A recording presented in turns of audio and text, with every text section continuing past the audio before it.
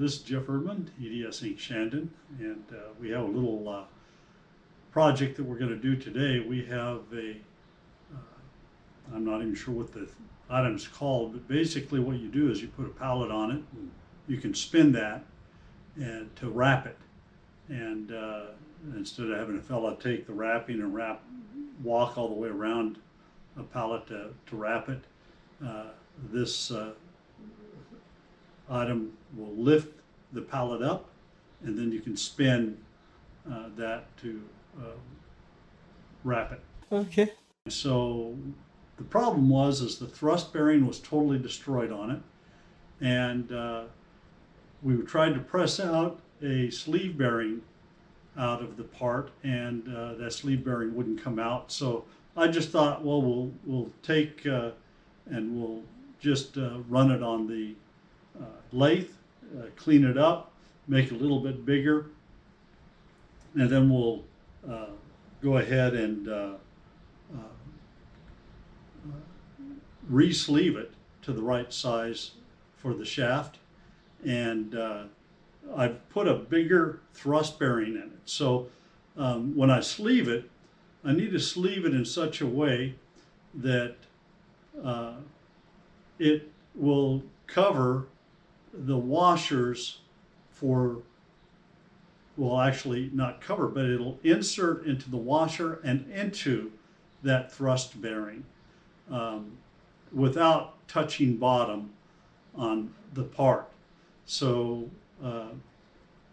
because what I did is the previous thrust bearing, here you're spinning a pallet that's close to 4 foot by 4 foot, and the thrust bearing that they had on before was about 1 inch, so within half-inch inside dimension.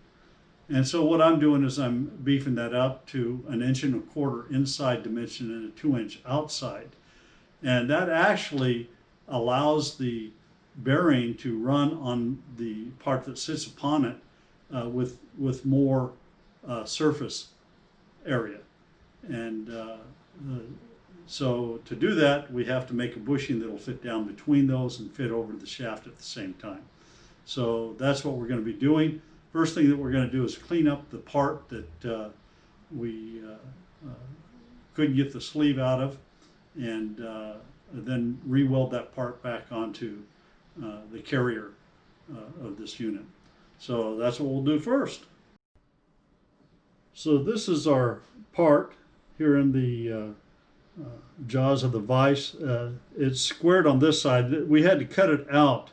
It had 4 arms that came into it and welded to the shaft part of it. And so the clamps are actually clamped on or indexed on a round part behind this square.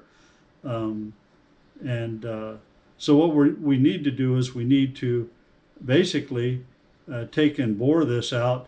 I'm going to bore it out a little bit bigger than what it currently is, because we want to have plenty of surface in there. And I'd like a thicker bearing than it had before. It had a sleeve bearing that was just about a 1/16 of an inch. So we want to change that up a little bit. Okay, so we've got our boring bar set up in here. We'll go ahead and get our lathe turned on, and we'll come up here, bring her back to our part, and start skimming that off.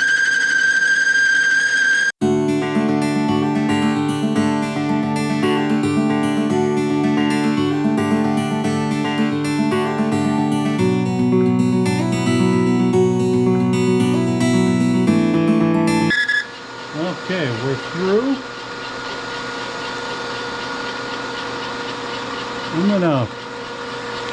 You can see on the front edge that it's not quite all the way cleaned up. So we're gonna run through here another time. We'll put a little bit of jelly on here.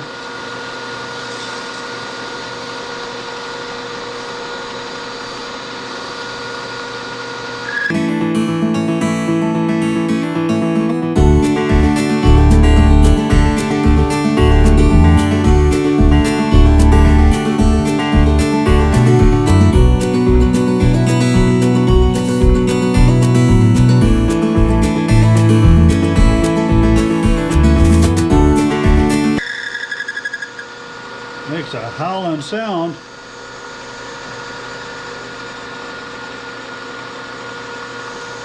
Coming back to 40. Try another 5.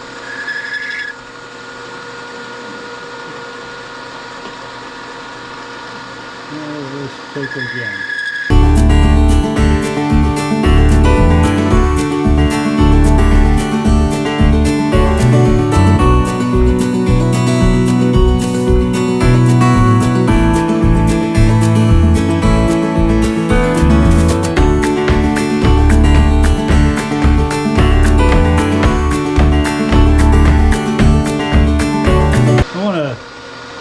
Check that out real quick,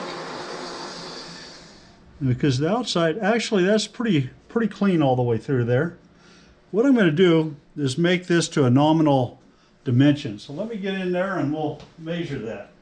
Okay, we'll go in here and we'll see what we got.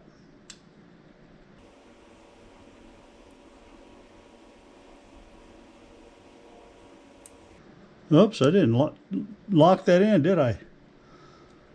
Let's try it again.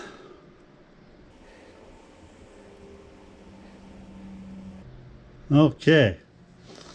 Let me get my mic.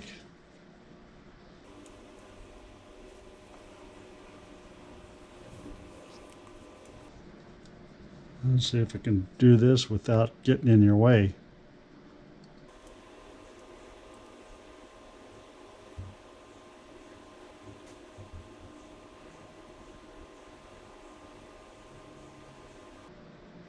That feels about right. So we got, boy,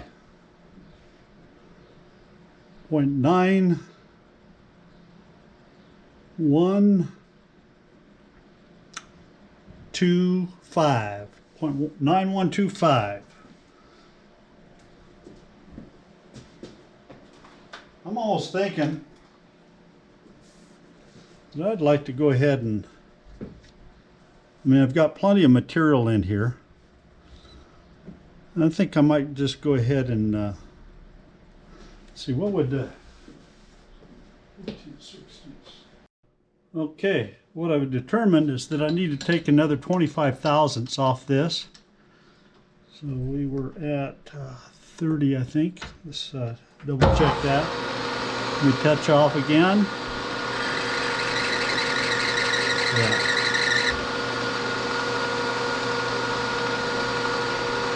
What I'm shooting for is 15/16. Let's start our cut. I'm only going to take 10 thousandths at a time.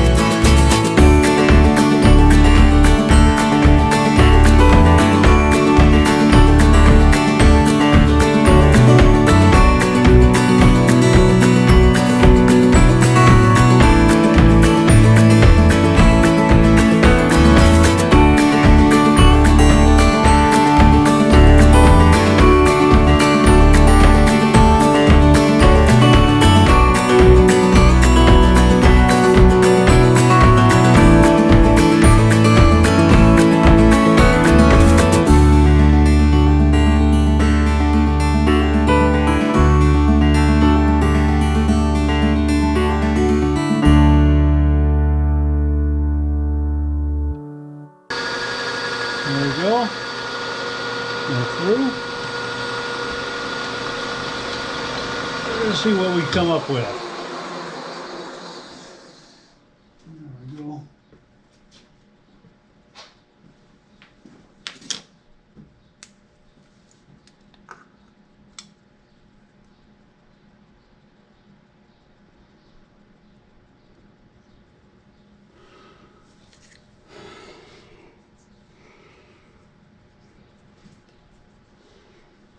Okay, I should have to open that a little bit more.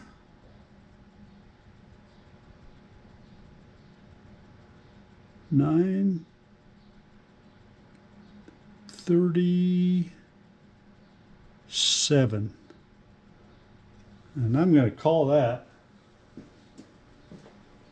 Now we're supposed to be 937.5. Let me see if I got the 5 on my tense marker here.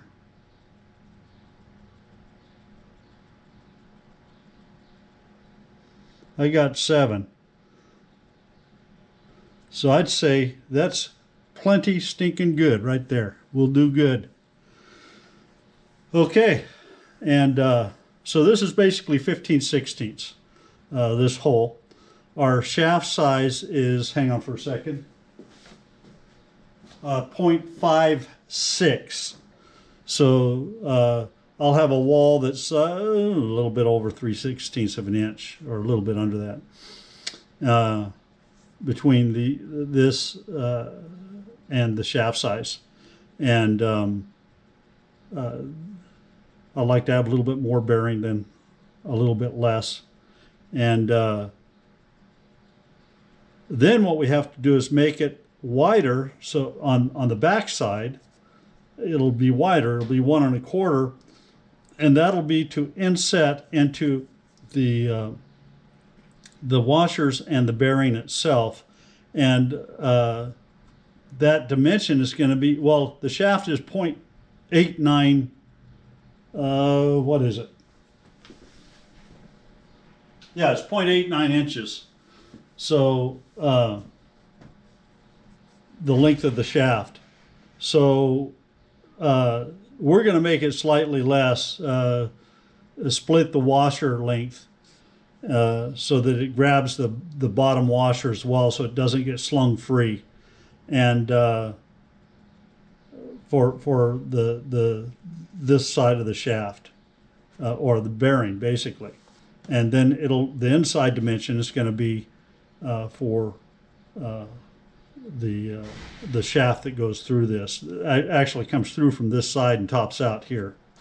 So okay, so that's what we got going here. Okay, wanted to show you the back side of this.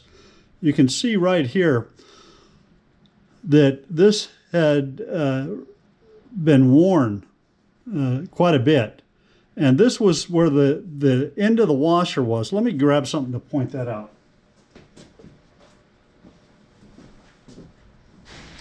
Okay, now that we have this back in front of you, you can see this line here.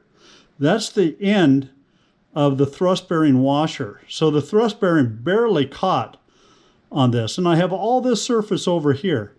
So I thought, well, I'm going to get a wider thrust bearing, and I'll just make the shaft larger on this side. The sleeve that I'm going to press through here, it'll be larger here, and we'll press the, or not press, but we'll make a slip fit on the thrust bearing. And now the thrust bearing washers will ride on this surface instead of this small little surface that we had originally. And you can see the wear pattern. Apparently the bearings went out on it, and the washer just rubbed and rubbed and rubbed on this, and wore a groove into that plate. It's kind of a slanted groove. You can see it bending downwards. Oh, not bending, but worn down into the shaft. So at any rate, our thrust bearing will have its surface all the way out from here to here. Let me get a washer and I'll show you.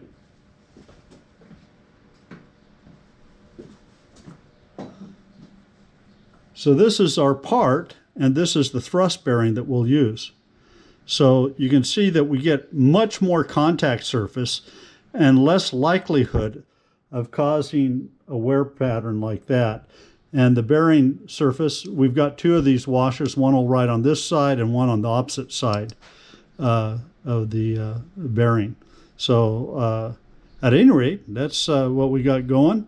And so we need to make the bushing now that will be this diameter on one side of it and this diameter, which is 1¼ on the other. Now I just found out that the bearing material, this is the bearing material that I got. This was supposed to be 1 1/4 inch outside dimension and 1/2 inch inside dimension. Since I only needed 0.56 for my shaft size, and I was going to make it maybe with 2/1000 fit, so it was a loose fit, and so I wouldn't have had to take too much off of it, and I wouldn't have had to take anything off this outer surface. This, if it was 1 1/4, this ring would go right over it, no problems. But they sent me the wrong size material. Now I don't want to wait for another piece of stock, although McMaster-Carr is really good about that. They would just send me another part, no problem. But it would take another day for me to start, and I'm going to be needing this next week. So what I'm going to do is just go ahead and bore this out. I'm going to make my part and bore it out and size it to fit, and we'll go from there. So anyway, a little bit more work for me, but we can make that happen.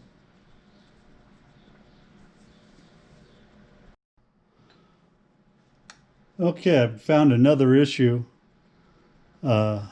These were supposed to be 0.26 thick. They're 0.122 thick.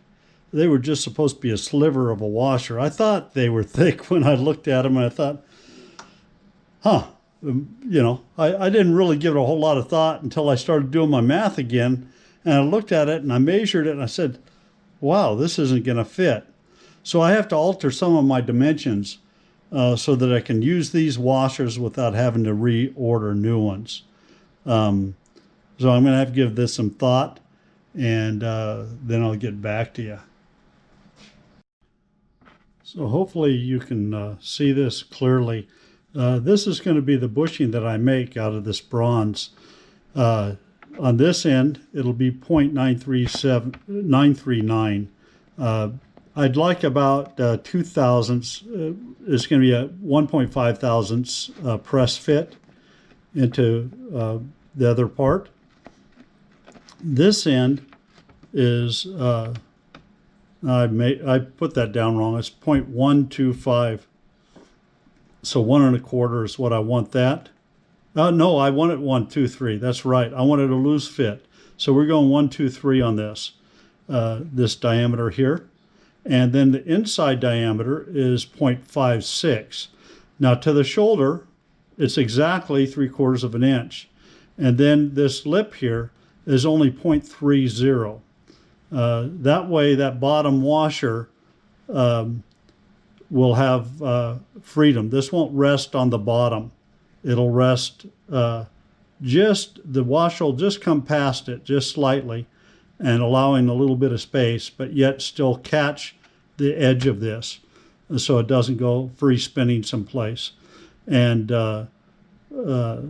so that way there'll be no friction with the base of this on the part that it's going on or going up against. And the shaft will come through this direction. This hole is 0.56. I'll probably make it 0.568, something like that. No, 0.562 is what I'll probably make it, so that we have a maybe 0.563. So we have a little bit of a slip fit in there. So anyway, that's what I'm planning on doing. Okay, so first off, we'll just touch off here and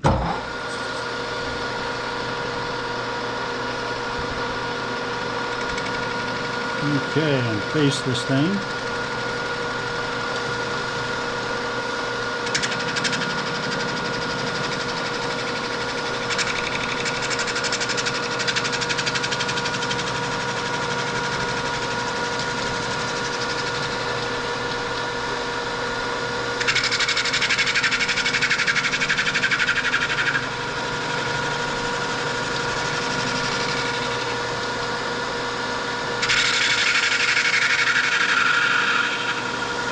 Clean that up nice. And we're just gonna, I want to mark this.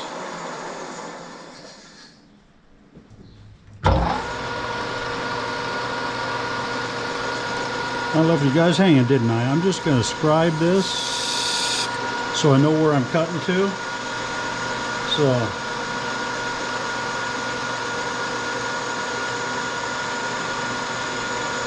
okay, let's take her in here and we'll take the cut.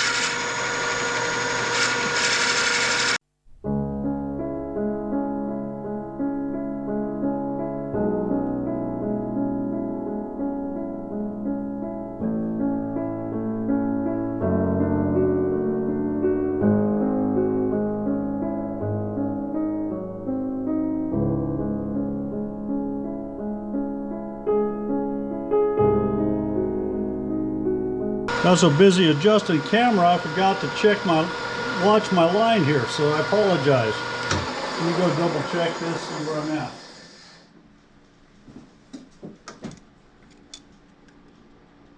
Yeah, I'm way off. Good thing I stopped before I crashed it, huh? Okay, that's my shoulder right there. Let's go ahead and we'll check the diameter.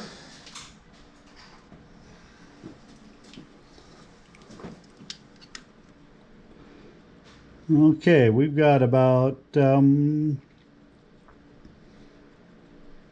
thousandths to take off there.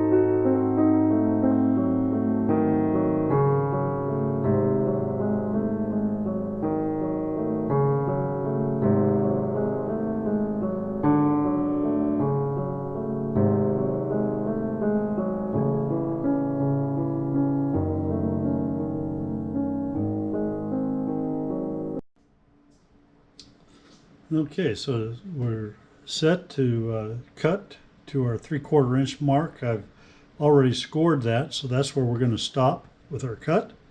And we'll we'll go ahead and get going. What we want to do is take this down to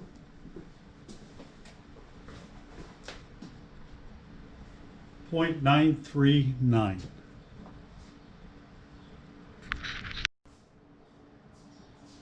Okay, so as mentioned, I've already scored this. This is where I want to stop my cut. I've got my indicator set for a 3/4 inch depth cut. So as soon as I reach that, I'll lip her off and we'll come back. We're going for a 0.939 is what I want to get. Right now we got her down to almost a little bit over an inch. So we'll go ahead and start our cut.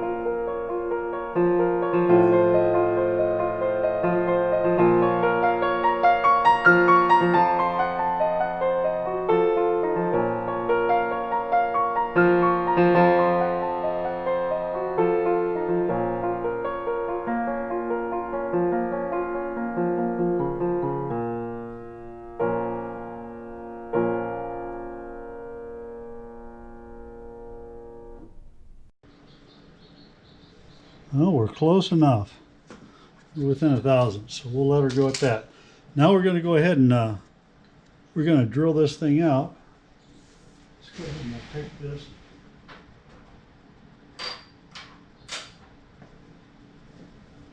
See how that slips on there. Yeah, that's a good fit right there. Good slip fit.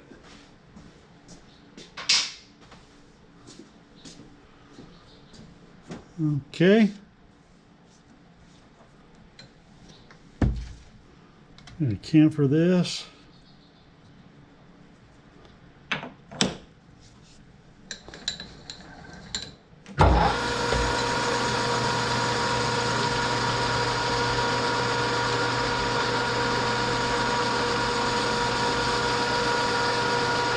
Oh, that looks like it's high.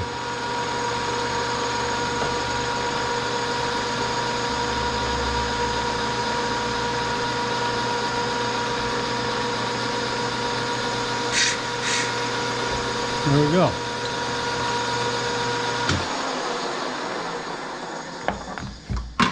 Yeah, that's no good.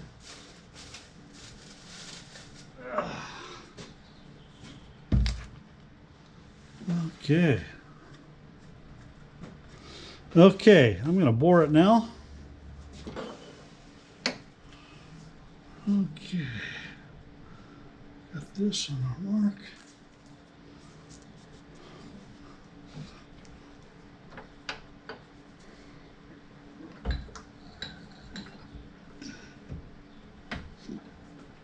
Okay.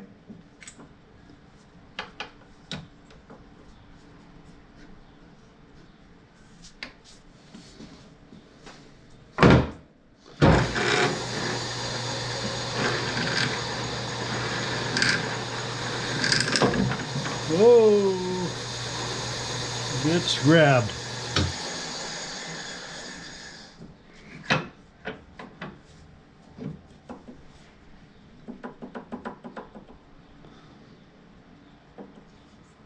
Okay, let's try it again.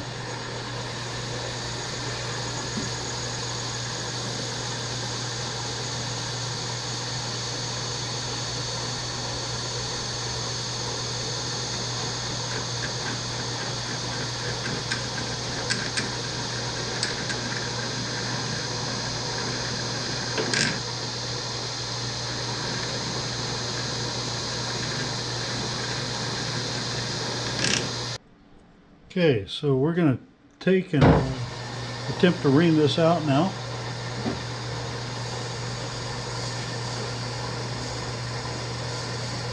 And you get this set on the 1-inch marker.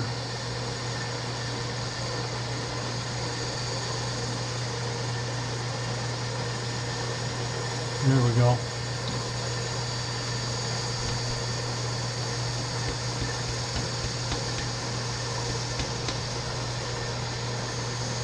Okay, let's go ahead and take her in.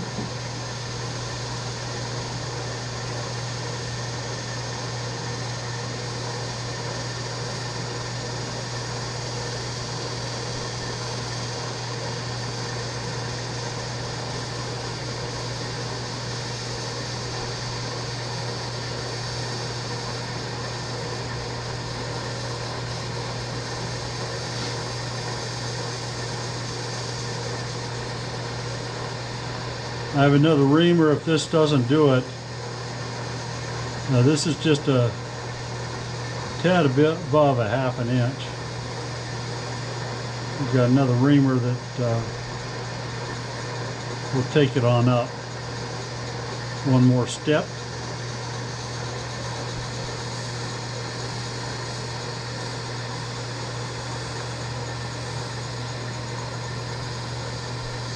Okay, good.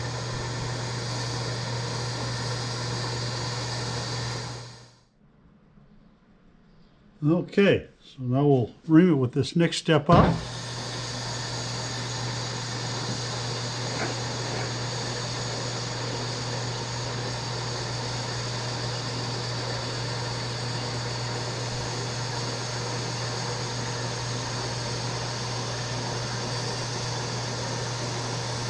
I don't have a dimension on this reamer. It's just slightly bigger than the 1/2 inch.